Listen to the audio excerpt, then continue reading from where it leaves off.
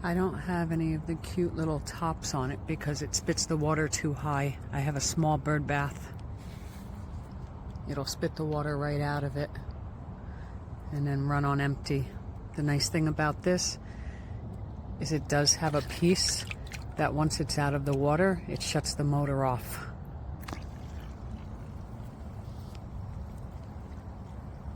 And it also holds a charge from the sun for a few hours, which is nice.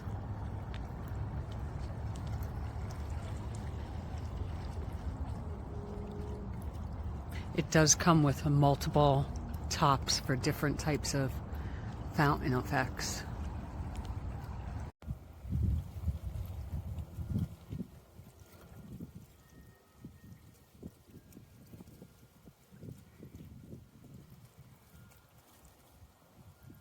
Man.